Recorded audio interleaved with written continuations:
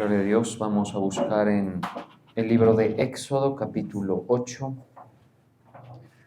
versículo 28. Éxodo 8, 28. Dice la palabra, dijo Faraón, yo os dejaré ir para que ofrezcáis sacrificios a Jehová vuestro Dios en el desierto, con tal de que no vayáis más lejos. Orad por mí. Señor, te damos gracias en esta mañana. Nos humillamos delante de ti, Padre eterno. Gracias por tus misericordias que tú nos impartes cada día. Este nuevo día, Señor, hoy reconocemos tu poder y tu autoridad sobre nuestras vidas y te pedimos que tú nos ministres tus palabras de vida en el nombre de Jesús. Amén. Dice acá en la Nueva Versión Internacional,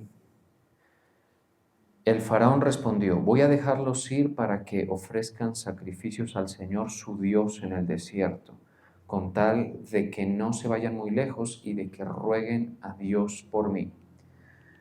Bien, aquí está hablando el faraón en una etapa temprana de la manifestación de las plagas que el Señor envió sobre los egipcios, sobre Faraón, para presionarle, para también castigar a ese pueblo, a Egipto, y para llevarle, digamos, a que se doblegue en su voluntad. Faraón, pues al final del día, en ese tiempo, era soberano de Egipto y debía ser él quien, digamos, liberara al pueblo de Israel, porque estaban bajo su yugo, como sabemos. Estuvieron bajo el yugo de Egipto un gran número de años, varias generaciones estuvieron allí bajo ese yugo, y vemos a Egipto pues oprimiendo y llevando, digamos, a la agonía, digámoslo así, al pueblo de Israel por la opresión, por la esclavitud, trabajos forzados, sin una remuneración justa, un pueblo que no tenía derecho a poseer la tierra, un pueblo que vivía, digamos, bajo las órdenes y los capataces de Egipto. Pues esa fue la forma en la que Faraón trató a los descendientes de Abraham, así hay que decirlo, ¿no? Pero esto, por supuesto, fue después de que José murió y de que se levantó un rey en Egipto que no tuviera, pues, ese respeto por ese pueblo, ¿sí? Entonces, el cetro, digamos, de Faraón sobre los hebreos, sobre los hijos de Israel, pues era un cetro de hierro, era una autoridad opresiva. Y estaba, por supuesto, Faraón imprimiendo toda su autoridad y soberanía sobre ellos en ese tiempo. De tal manera que el Señor trata con la liberación de Israel y al mismo tiempo trata con el faraón, el rey de Egipto, y la única manera es doblegando su voluntad. Ahí es el asunto. La única manera de obtener la liberación de Israel, de los hebreos, es doblegando la voluntad de Faraón. Es por eso que envía plagas, ¿no? Las plagas son progresivamente más y más incómodas, más duras. Las plagas en este sentido tienen que ver con situaciones que el Señor permitió, fenómenos, así literalmente, que eran fenómenos que tenían que ver con el ecosistema, la parte biológica, la parte sí, del ecosistema de Egipto, que se alteraban, ¿sí? Y que traían ciertos efectos en todos los aspectos, por ejemplo, en la salud, por ejemplo, en la economía, ¿sí? Y como en estos dos aspectos primeros que menciono, salud y economía, se veía afectado por los fenómenos que Dios, digamos, liberó, estos también traían su efecto sobre la comodidad, ¿sí? O sea, Egipto, en el momento en que las plagas comienzan, era un pueblo supremamente acomodado, ¿sí? Gozaban, digamos, de los privilegios del establecimiento de la civilización. De hecho, Egipto es una de las civilizaciones más antiguas y para la época más avanzadas, ¿sí? Hoy quedan, usted sabe, los vestigios, las ruinas de esa gloria de Egipto en el tiempo en que la tuvo, y son las pirámides. Bueno, a nivel arquitectónico, digamos que era lo más avanzado en la época. ¿Y todo eso en qué se traduce? Comodidad, ¿sí? O sea, confort. Esa es la situación. Cuando el Señor libera las plagas, estas ocasionan todo lo opuesto: incomodidad, molestias, ocasionan desórdenes del ecosistema, ecológicos, digámoslo así, biológicos también, que se traducían en incomodidad. Por ejemplo, si vemos la primera de las plagas, a ver si nos regresamos, porque aquí donde leímos estamos como más o menos a la mitad de las plagas, ¿sí? El Señor las libera con ese fin, para doblegar la voluntad. ¿Pero cómo? Tocando la parte de la comodidad de las personas, ¿no? De las personas de Egipto. Mire usted, en el Éxodo, capítulo 7, creo que es que empiezan las plagas. Veamos, a ver. Eh, Veamos. Sí, en Éxodo 7 comienza la primera plaga, ¿sí? Y la primera plaga es la plaga de sangre. Y este es bien interesante porque dice que en esto conocerás, 7:17 dice: así ha dicho Jehová, en esto conocerás que yo soy Jehová. He aquí yo golpearé con la vara que tengo en mi mano el agua que está en el río, y se convertirá en sangre, y los peces que hay en el río morirán. Eso es un golpe fuertísimo a la economía y a la salud, ¿sí?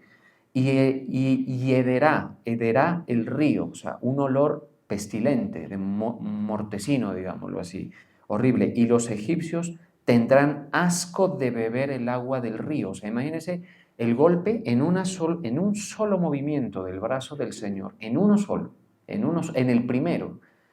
Les golpea la economía, les golpea la salud, les golpea el confort, les golpea todo en uno solo, ¿sí? Porque al golpear el río, todos sabemos, por ejemplo, que Egipto, su gran tesoro, digamos, ecológico es el río. O sea, ellos estaban al pie del Nilo, en el delta del Nilo.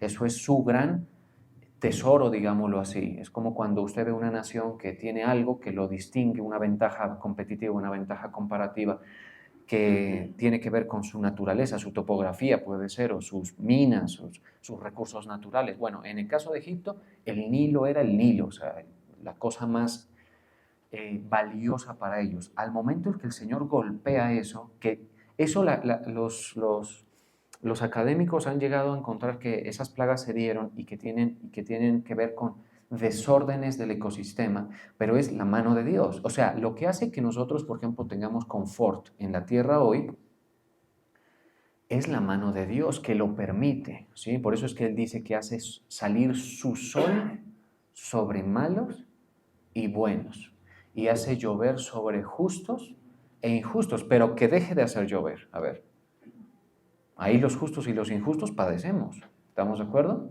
O que haga, que deje de hacer, o sea, que impida que la luz del sol brille, ¿no? Y que caliente y que traiga los efectos que la luz del sol produce, que son más allá. Uno dice, no, qué rico, me caliento, pues, o asoleo los piojos, como dicen. Sí, pero es mucho más que eso. O sea, el sol tiene que ver con procesos biológicos en las plantas, o sea, eso es complejísimo. Sí, hasta la mismísima vitamina D se libera en nuestro cuerpo con el sol, o sea, eso es mucho más. El Señor lo permite, ¿sí?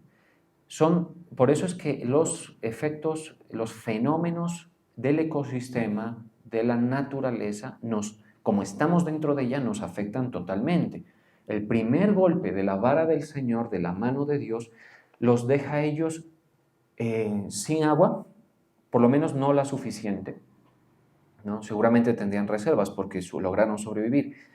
Los deja sin la economía que se obtiene del Nilo y los deja con asco. Dice, porque aquí dice, ¿cómo es que dice? Y los egipcios en el 18 tendrán asco de beber el agua del río. Lo más delicioso, creo yo, uno de los placeres más valiosos de la vida es poderse tomar un vaso de agua pura, ¿estamos de acuerdo? Que uno se la tome tranquilo, que uno se refresque así, ¿sí? O sea, eso es lo más delicioso.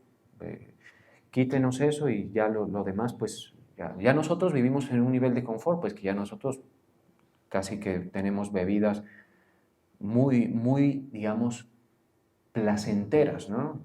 Las sodas, hasta en Colombia me dice que las limonadas tienen muchísimos sabores y eso es algo pues riquísimo, ¿sí? O sea, yo lo que les trato de llevar a pensar es un movimiento de la mano del Señor les derribó a los egipcios ese confort. Así es, si el Señor no mantiene los equilibrios ecológicos en la tierra, eh, la gente dirá, cualquiera dirá, es la madre naturaleza. No, es el Señor el que la creó, el que le puso la vida a todo. El que puso en orden el ecosistema. Un ligero movimiento en eso y el desorden y las sensaciones cambian por completo. Calores extremos, por ejemplo, fríos extremos, temporadas prolongadas de sequía, por ejemplo. Eso nosotros, gracias al Señor, no lo conocemos del todo, no lo conocemos. Han habido temporadas donde la mano de Dios ha obrado en ese sentido, por ejemplo, en los tiempos del rey Acab en Israel, y cerró los cielos el Señor y no llovía. Y que no le llueva, por ejemplo, a Israel, con poco tiempo nomás basta para que se sientan las incomodidades, y más en aquellos tiempos, ¿no? Israel, por ejemplo, hoy por hoy ha sabido asegurarse la provisión de agua. Ellos son pioneros en el diseño e implementación de todos estos sistemas de desalinización de agua que utilizan los cruceros, por ejemplo. Los cruceros utilizan la desalinización para el consumo. Sí, pues ¿quiénes son los pioneros en eso? Israel, porque no tienen muchas reservas de agua, les pelearon hace años los altos del Golán, que es de donde recibían el agua. Pero en aquellos tiempos en Israel que no lloviera un año ya era mucha incomodidad. ¿Sí? Hoy por hoy Israel tiene reservas de agua y su tratamiento digamos, les da confort a los palestinos, que por sí mismos no tendrían ese nivel de confort. Y uno ve, por ejemplo, la topografía de Israel seca completamente, pero lo que a ellos les interesa que esté verde, está verde, porque lo han regado. Han diseñado estos sistemas también de riego muy, muy exitosos que obtienen eso. Todo es porque Dios lo permite. Por eso, donde el Señor le meta la mano, le quite un elemento a los órdenes, a los ciclos, a los sistemas ecológicos, eso se arruina, ¿sí? ¿Y qué es lo que pretendía el Señor? Doblegar la voluntad, ¿sí? O sea, la humillación, la incomodidad, y usted ya puede ir llevando esas reflexiones a su situación, se traducen en que, o sea, en este caso, en el trato de Dios con Egipto y con Israel, que se doblegue su voluntad. Porque nosotros, y les quiero decir esto, en total estado de confort es muy difícil que dobleguemos nuestra voluntad. ¿Sí? O sea, nosotros, ¿qué queremos hacer? ¿Sí? ¿Qué es lo que la gente quiere hacer? Pues lo que está en su querer, en su deseo. ¿Sí? Y eso usted dice, ¿y eso está mal? Pues les cuento algo. Nosotros debemos entender que el Señor nos dio voluntad, pero la forma correcta de vivir nuestra libertad es en sometimiento a su voluntad. ¿Estamos de acuerdo? Porque fuera de ella comienzan los desórdenes, comienza el peligro, ¿sí? Comienza las posibilidades de perjudicar lo que el Señor organizó, puso en orden. ¿Estamos de acuerdo? Yo estoy convencido, por ejemplo, que la voluntad de Dios no es que nosotros sofoquemos los ecosistemas, sí que los explotemos, ¿sí? Pero no en un grado, digamos, tan impactante, ¿sí? Que nos aprovechemos de él, de los recursos del ecosistema, pero hasta cierto punto.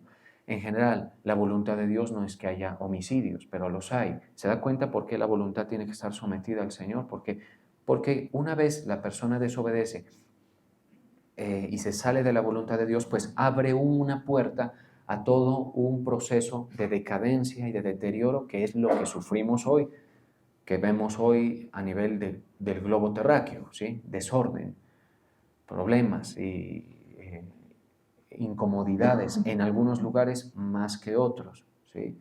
Y eso que está la iglesia, o sea, la iglesia de Cristo es la única razón, y esto sí, ténganlo en cuenta.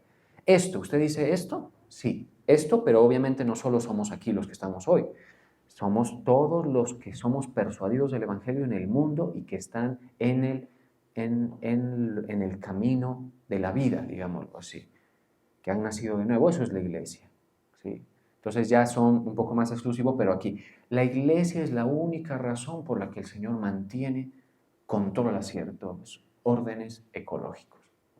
De hecho, al finalizar los tiempos de la iglesia en la tierra y que comience la gran tribulación, en gran medida va a ser por desórdenes ecológicos.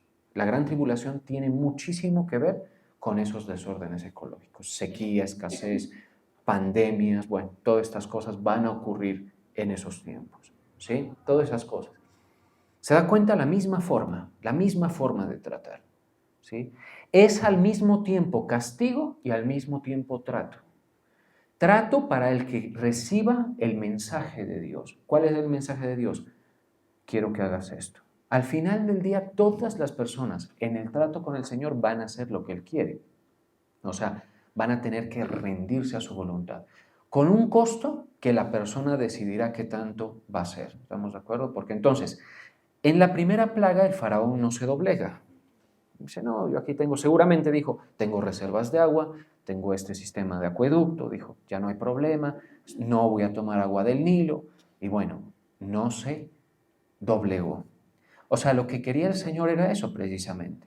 Entonces, cada persona escoge, decide qué costo pone en ese proceso de humillación. Porque mire, la humildad, ¿no? Qué difícil que es verla y realmente,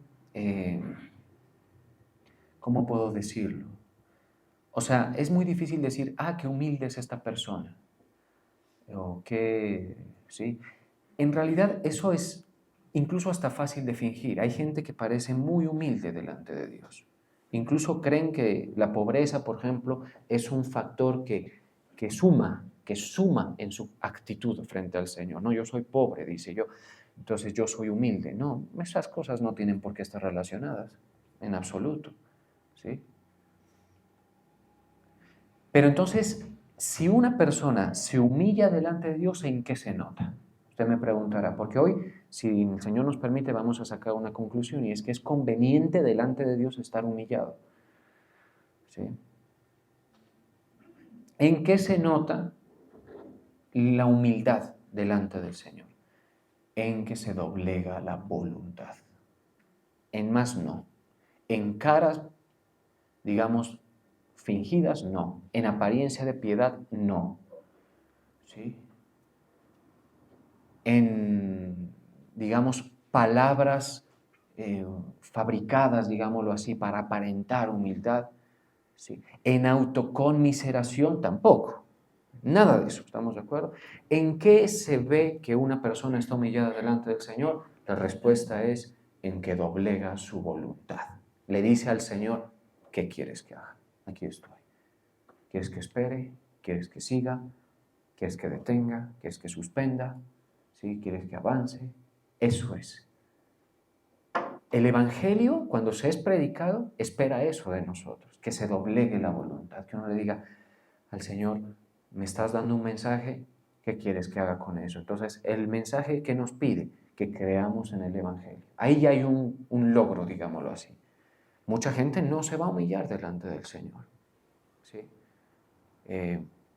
Desde ese punto de vista, a veces se necesita, por la misericordia del Señor, que haya algo parecido a una plaga en nuestras vidas, ya a nivel local, digamos, no sobre un ecosistema, sino sobre nuestra cabeza. ¿Sí? Puede ser una enfermedad, puede ser un fenómeno de pobreza marcado, ¿sí? Puede ser un fenómeno, sí, o sea, situaciones, ¿no? Por ejemplo, un patrón de derrota dentro de la familia, de divorcios, por ejemplo, puede haber un patrón de derrota dentro de la familia, digamos, de rebeldía en los hijos, puede ser ese tipo de cosas que sean en la misericordia de Dios usadas para que la persona escuche y doblegue su voluntad.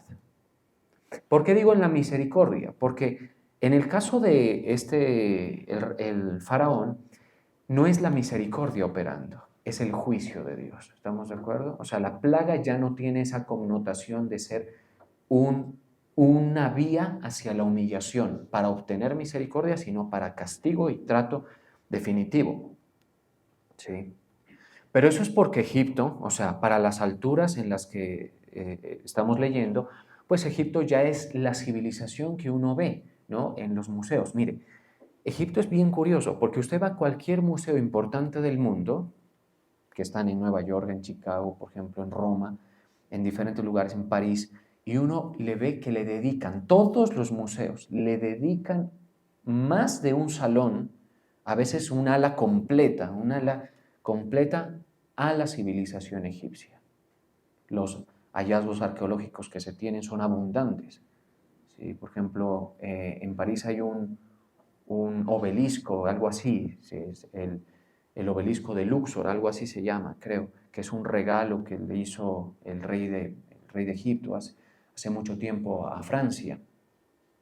Y son abundantes, o sea, la arqueología egipcia está en todos los museos del mundo, ¿no? Va a cualquier museo. Y uno dice, ¿por qué? Porque para la época, como les digo, fue imperio, fue avanzadísimo.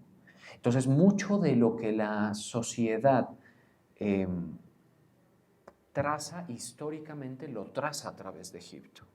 ¿Sí? Y uno que ve, por ejemplo, en los museos, ¿no?, de Egipto, que es un nivel de ocultismo exagerado. ¿Sí?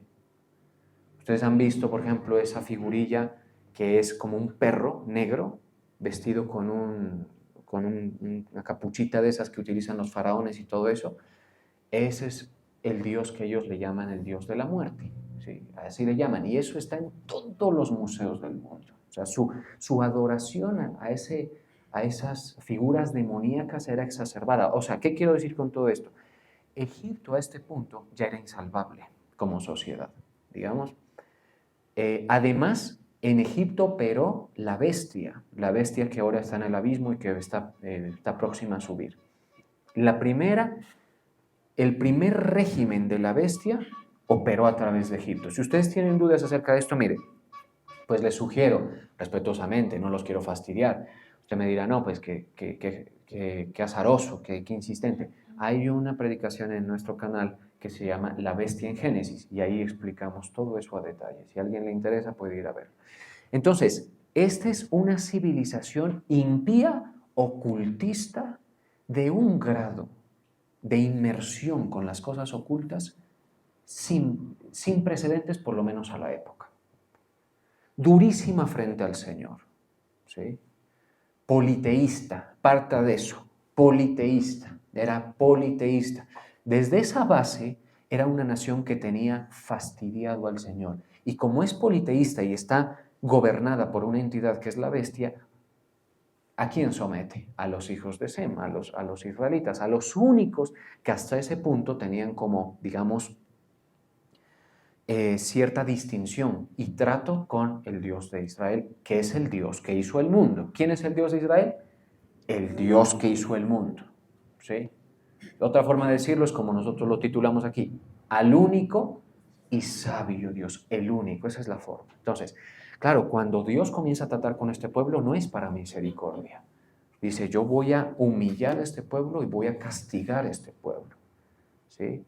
Pero en nosotros las plagas, las situaciones de disconfort, digámoslo así, o de incomodidad, estas sí tienen que ver con una vía de misericordia. ¿Sí? Es una vía de misericordia. Cuando nosotros vemos algo difícil a nivel social, que obedezca a un tema ecológico, por ejemplo, puede tener que ver con una vía de misericordia. Si usted tiene alguna humillación en su vida, considérelo una vía de misericordia. ¿Sí? ¿Qué significa eso? Que usted lo entiende, dice, ¿qué quiere el Señor? Lo único que usted lo hace, pararle oreja al Señor, a veces es esa incomodidad que usted tiene. La sociedad en general no escucha al Señor, así de sencillo. ¿Sí? Y por eso es que la Biblia dice que los ricos la tienen difícil, porque claro, ¿qué tipo de incomodidad puede tener un rico, pero rico de verdad? Pues son muy pequeñas, ¿no? Aunque hay casos que son la excepción o la regla, la mayoría de ricos, ¿sí? La mayoría de las élites, de las fortunas del mundo, no están humilladas delante del Señor. Están en otra agenda, en una agenda impía, una agenda del mismísimo infierno. ¿Estamos de acuerdo? Entonces, cuando uno nota esa situación, en uno o en la sociedad, uno debe ver la mano de Dios como vía de misericordia como mínimo. ¿Estamos de acuerdo? En otras civilizaciones como la egipcia está clarísimo, está más que, digamos, comprobado que era el juicio de Dios. Por eso que les comento. Entonces uno ve un culto a la muerte. ¿Quiénes son los pioneros, por ejemplo, y casi que los únicos que desarrollaron en un nivel de detalle tan alto la técnica de la momificación? Los egipcios, ¿estamos de acuerdo? Y eso es asqueroso verlo, ¿sí? Verlo. Cuanto más que haya un componente místico alrededor de eso. ¿Sí? Yo miré en un museo de estos que les comento, una momia real. Eso es asqueroso, es espeluznante, ¿no? Espeluznante.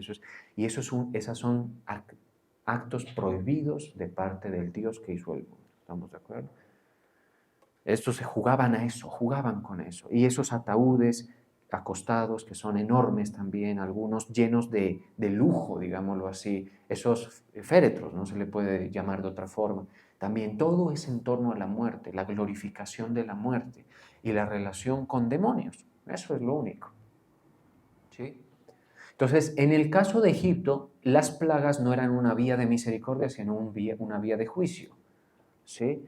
En el caso de las naciones, en la medida, atención a esto, en la medida en que la impiedad esté entronizada, pueden haber fenómenos que sean vía de misericordia y al mismo tiempo vía de juicio, o exclusivamente lo uno o exclusivamente lo otro. ¿Estamos de acuerdo?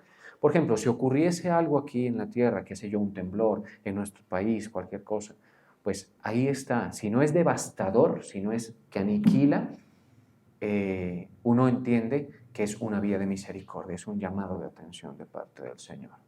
Pero si, por ejemplo, es devastador, como el que hubo en Haití, pues eso, mejor dicho, cada cierto tiempo hay, ¿no? Devastador, durísimo. Niños, bueno, adultos, todo eso. ¿Qué es eso? Una vía de juicio también, ¿sí? Pero como no los acabó a todos, también es una vía de misericordia. ¿Pero a qué juegan los de Haití? ¿Con qué se meten? Es el centro mundial del vudú. Si usted quiere de esas brujerías que someten la voluntad humana, ¿sí? Contrátese un babalao de por allá. ¿Sí? Sí, porque algo así es que es el nombre, no sé. Bueno, no estoy muy detallado en el asunto, pero contrátese eso, sí le ponen, mejor dicho, le hacen la amarra, pues, como dicen, ¿no? Para que no se me vaya, pero le voy a amarrar a mi compañero, todo eso. Ellos juegan a eso, ¿sí? Pero en un nivel casi que de profesionales. Es una cosa terrible.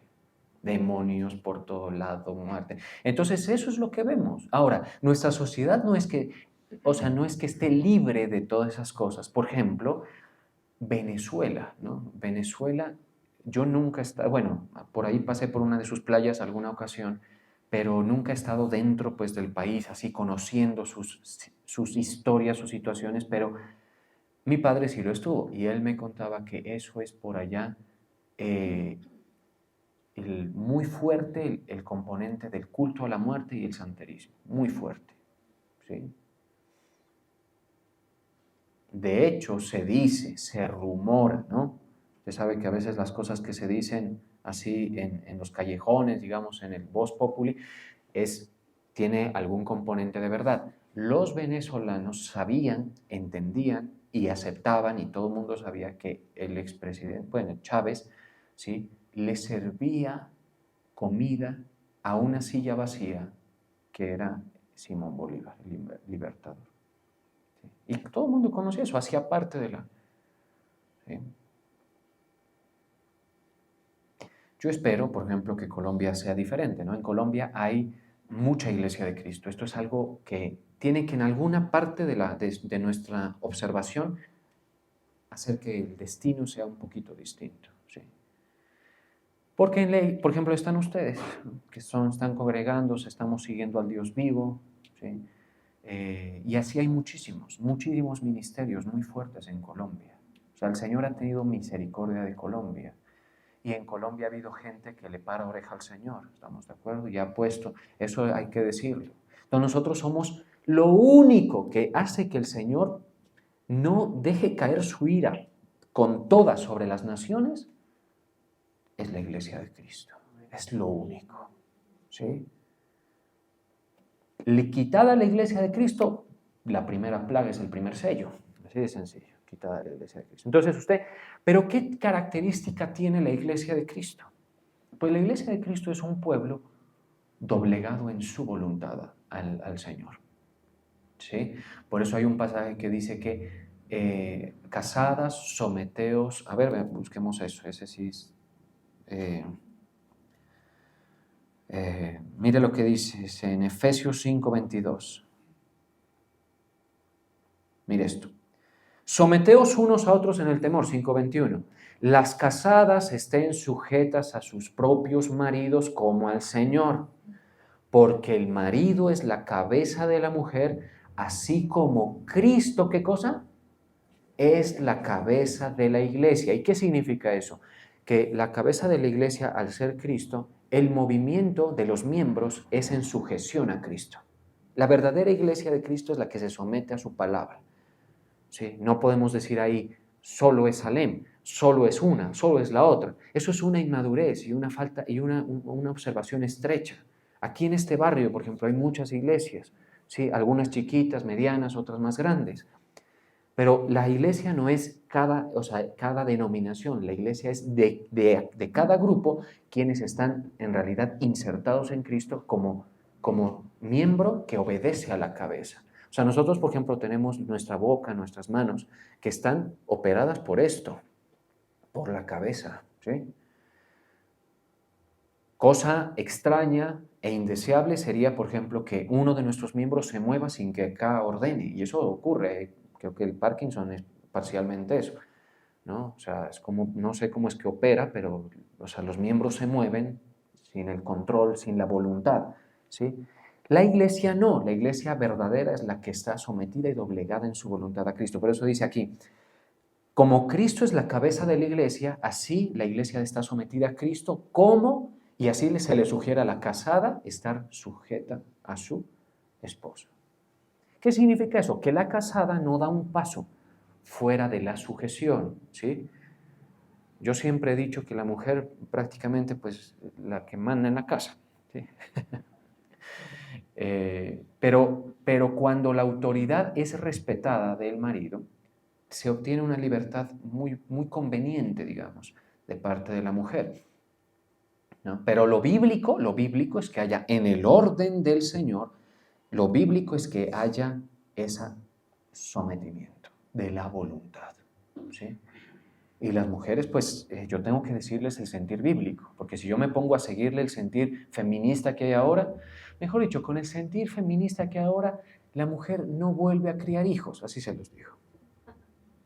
¿Sí? Con ese sentir que hay ahora, que la mujer es no, que es la mujer, mejor dicho, no hay hogar que funcione. Y eso es una de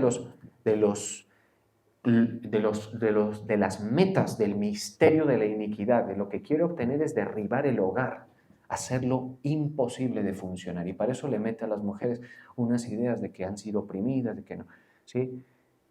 Lo correcto es que la mujer tenga un valor, por supuesto, de naturaleza igual a la del hombre, pero por funcionamiento, así como la iglesia se somete a Cristo, la casada está sometida a su marido. y construyen hogar. Al marido le tocan otras cosas. Al marido le toca responderle a Dios. ¿Estamos de acuerdo? El rumbo que toma el hogar. O sea, es más complicado todavía, ¿no? Eso nos muestra cuando el Señor le pide cuentas acerca de la primera desobediencia, no habla con Eva. Y Eva fue la que lo llevó a Adán a eso, pero no habla con Eva. Llama a Adán a darle la cara. Y yo entiendo que es así, es como diciendo, yo voy a hablar con el que dejé encargado, ¿sí? Hablar y al final es uno, ¿sí? Yo como esposo me doy cuenta que se hablan cosas, me nutro, digamos, de la visión de mi esposa. En gran medida se hace como ella quiere, como ella le gusta, como ella le gustaría que fueran las cosas, pero hay ciertas cosas que no permito o me opongo a ellas en cierto punto cuando las veo, porque yo sé que al final del día el que me va a llamar al Señor me va a decir, a ver, usted, respóndame. ¿Por qué no se hizo esto? ¿Por qué no se hizo aquello? ¿Sí? ¿O por qué permitió esto? ¿Sí? O sea, la voluntad, la iglesia verdadera está en su voluntad doblegada delante del Señor. Para ello, como les digo, ahí están las vías de misericordia, ¿sí? Como la que vemos aquí. Ahora, la plaga en la que estamos, creo que es el de las moscas, mire, en la plaga en la que estamos, que fue el verso que les cité, a ver si al principio, sí, está en Éxodo 8:28. En este punto Faraón ya como que quiere aflojar un poco. O sea, ¿qué tan duro tiene que ser el trato en nuestras vidas para que uno le diga al Señor, escucho tu palabra, escucho tu consejo, ¿qué quieres que haga? A veces, y con los llamados se va a notar mucho eso. Si usted es llamado por el Señor no afloja ciertas cosas hasta que usted no dé pasos en el sentido de su voluntad. Más claro que no, creo que no puedo ser. ¿Estamos de acuerdo? Esto es muy práctico, porque una cosa es solamente creer en el Evangelio y evolucionar a estar en la voluntad de Dios. Usted es llamado, usted se percibe, usted es creyente, ¿sí? Usted debe saber que es necesario y conveniente estar en el propósito de Dios, doblegar la voluntad. Por eso uno como discípulo del Señor le pregunta, Señor, ¿qué tengo que hacer? ¿Estudio esto, estudio aquello? Sí, no, pero es que yo solo quiero esto. En la vida de fe, no es que no puedas hacer ciertas cosas que quieres, que consideras que están ligadas a tu vocación personal, no. Pero en la vida de fe, por lo menos hay que preguntarle al Señor. ¿Estamos de acuerdo? Por lo menos. Y por arriesgándose a que Él conteste, esto no. ¿Estamos de acuerdo? Arriesgándose. Como nosotros tenemos un llamado distinto cada uno, pues hay unos márgenes muy propios de cada persona, pero lo importante es que nuestra voluntad esté doblegada ante el Señor. Si eso está así, el Señor no tiene por qué utilizar vías como la de las plagas. ¿Sí? Basta con hablarnos, basta con llamarnos la atención, basta así. A veces cuando nos ponemos un poco tercos, que a todos nos ha ocurrido, el Señor permite cosas. ¿Sí? El Señor, por ejemplo, le gusta, cela mucho que honren su momento de la palabra. Cela mucho eso. Cuando nosotros honramos el momento de la palabra, ¿sí? Al Señor es como que Él dice, yo no necesito meterle la mano, no necesito hacerle sentir algo molesto. Si usted está viviendo algo molesto hoy por una razón, trate de trazar y de entender el por qué ocurren esas cosas. Puede tener que ver con algún punto que usted se ha salido de la voluntad de Dios o algo así, o por otras razones, ¿sí? Pero el Señor no desea, y eso también lo estuvimos estudiando hace unas semanitas con una prédica que nos decía que lo primero que hizo Dios al poner el hombre sobre la tierra fue bendecirlo. Ahora, mire que ya pide algo el faraón, que es algo, digamos, supremamente raro escuchar en él. Yo os dejaré ir para que ofrezcáis sacrificios a Jehová vuestro Dios en el desierto, con tal de que no vayáis más lejos. Ahí está mal, porque no está cediendo del todo, pero obviamente es que él ya no tenía chance. El juicio de Dios se venía con toda contra ellos. Pero dice, orad por mí. Eso que uno dice, yo necesito oración. Y pedírselo, es que se lo está pidiendo el faraón a un pueblo de segunda, ¿estamos de acuerdo? A sus esclavos y a un líder de sus esclavos, a un tal Moisés que viene con un tal Aarón que viene a decirme que tengo que hacer esto, y ahora orad por mí, ¿sí? La humillación a veces lleva a ese punto las personas, pero a veces no es honesta. En el caso de Faraón no fue honesta. Uno le dice, Señor, yo necesito. Y la oración también es una forma de declararle nuestra humillación al Señor. Si uno no ora nunca, usted no está humillado delante del Señor. ¿Sí? Ahora, ¿que por qué usted está en confort? Eso pues no sé, si es que lo está. Pero creo que todos tenemos algo que nos da un mensaje, busca más al Señor. ¿Están peleando mucho en la casa? Busquen más al Señor. ¿Sí? ¿Estamos sintiendo un poco de estrechez económica? Hay que buscar al Señor. ¿Qué diremos si aparece por ahí, Dios no lo quiera, por una enfermedad? Eso es para correrle al Señor. ¿Estamos de acuerdo? Es para correrle. Y ni hablar de otros elementos y situaciones ya de orden más colectivo que el Señor puede despachar sobre la tierra. Por ejemplo, ¿qué nos corresponde a nosotros como iglesia hoy dentro de Colombia? Humillarnos delante del Señor, porque donde el Señor no meta su mano, Colombia no va por buen camino. ¿Estamos de acuerdo? Las cosas que acontecen hoy a Colombia, que tienen su inercia, ¿no? Vienen de ya tiempo atrás, pero tienen su inercia y ahora se acentúan. No son para estar tranquilo. No son para estar tranquilo. ¿Sí? Nosotros debemos decirle, Señor. Y la oración es muy simple. Si quieren, se las digo para que se la repitan al Señor. Señor, si tú te demoras en venir, ayúdanos a recuperar el sentido de la democracia y a ponerle un rumbo al país que nos permita mantener confort. ¿Sí? Mantener.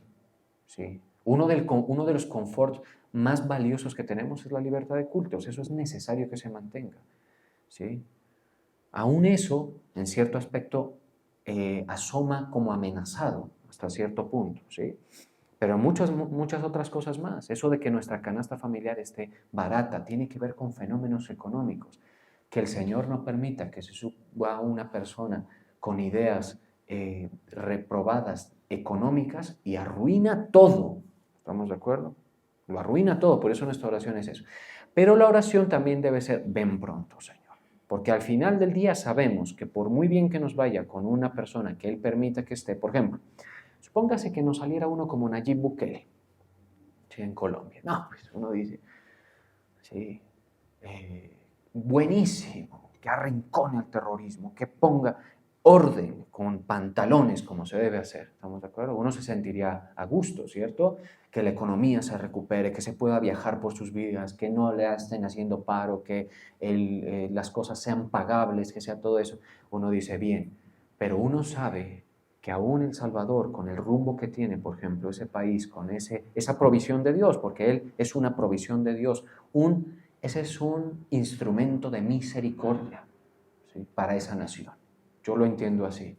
Es un instrumento de misericordia. Y nosotros tenemos que pedir al Señor que nos dé instrumentos de misericordia, ¿sí? En la parte del gobierno. Pero aún así, ya el curso que lleva la humanidad no es deseable. Entonces, la petición más adecuada es ven pronto. Y la oración, ¿no? La oración que dice, velad orando en todo tiempo, que seáis tenidos por dignos de escapar de todas estas cosas y de estar de pie delante del Hijo del Hombre. La oración es que yo sea tenido por digno de escapar contigo, Señor. Escapar. Esa es la oración. Luego entonces uno le dice, cuando uno tiene hijos, por ejemplo, le dice, Señor, pero que puedan ir al colegio tranquilos. Señor, pero que yo les pueda comprar lo que necesitan. ¿Sí? Ya es de otro orden, ¿estamos de acuerdo? Si el Señor tiene buena voluntad con la nación, esas cosas se pueden dar, porque donde no, muchas formas hay en las que puede ocurrir un desbarajuste que lleve pues al error. Entonces la oración, que este faraón le diga, oren por mí para que se me quite lo molesto que tengo, porque mire, les voy a leer lo que ocurrió para que el faraón llegue a este punto. Ya vemos varias plagas, pero aquí estamos en la de las moscas. En Éxodo 8:24 Éxodo 8:24. Dice, mire, y Jehová lo hizo así, y vino toda clase de moscas. ¿Qué dice la palabra, la Reina Valera? A ver, póngame eso ahí, 8:24, ¿sí? No, esa no es. No sé dónde es que están ustedes. 8:24. Ah, está en la Nueva Versión Internacional. Ponga la Reina Valera, por favor. Dice algo bien interesante. La Reina Valera dice, y Jehová lo hizo así, y vino toda clase de moscas, ¿qué dice? Molestísimas. Eso debió ser una... ¿sí? La incomodidad. ¿Se da cuenta? La incomodidad. Cómo el Señor ataca esa parte. ¿Sí? Es tremendo eso. Molestísimas. A ver si me paran bolas, a ver si se humillan. En el caso de los egipcios, vuelvo y repito, pues no había posibilidades de eso. Pero uno que tenga una situación molesta, doblega la voluntad. Entre más sencillos en eso somos, más rápido salimos de los atascos, más rápido salimos de los atolladeros, más rápido salimos de las incomodidades. Porque para que se quiten esas moscas molestísimas, no más hace falta que el Señor diga que se levanten y se levantan. Sobre la casa de Faraón, sobre las casas de sus siervos y sobre todo el país de Egipto, y la tierra fue corrompida a causa de ellas. Entonces Faraón llamó a Moisés y a Aarón y les dijo, andad, ofrecer sacrificios a vuestro Dios en la tierra. Y Moisés respondió, no conviene que hagamos así, porque ofreceríamos a Jehová nuestro Dios la abominación de los egipcios. He aquí, si sacrificáramos la abominación de los egipcios delante de ellos, no nos apedrearían. Camino de 3 días iremos por el desierto, mire, y ofreceremos sacrificios a Jehová nuestro Dios, como Él nos dirá. ¿Cómo hay que hacer las cosas? Como Él nos diga. Esa es la forma correcta de vivir. Orden, varón y hembra los creó, como Él nos dijo, ¿sí? Eso a nivel filosófico, ideológico. A nivel personal es, Señor, ¿qué quieres que haga? ¿Sí? ¿Me quieres sirviendo en qué área? ¿Quieres que sea fiel aquí? Eso es. Cojan eso. Es clave para la vida por fe. Vamos a orar.